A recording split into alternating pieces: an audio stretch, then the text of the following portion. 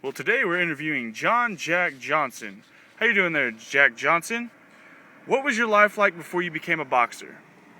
Well, I dropped out of school when I was in the 5th grade, and then I just hopped on a train to go to New York and just travel. I did some odd jobs. I ended up in Florida working as a fisherman and then as a cook on a train.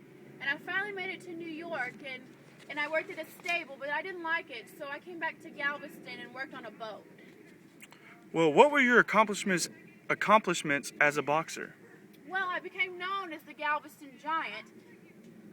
And in 1908, I knocked out Tommy Burns in Australia and became the first African-American world heavyweight champion. Well, how did you feel when you became the heavyweight champion?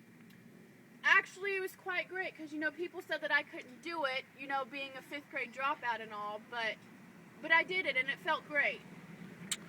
What happened to you after you won the heavyweight title? Sadly, I was a felon, and whenever I won, they found out about me, so they started chasing me.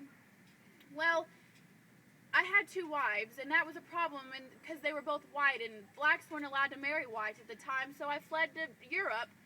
Then I decided to come home, and they found me, and they sent me to Leavenworth Federal Prison in Kansas, and I stayed there for a while. Well, how did you think of patenting the wrench? Well, I was sitting in prison one day, and I thought that, it would be useful if I had something that would loosen and tighten things, so I came up with my own creation while I was in prison, and years later, after I was released, I patented it. Well, thank you very much, Jack Johnson. We'll be talking to you soon. Thank you.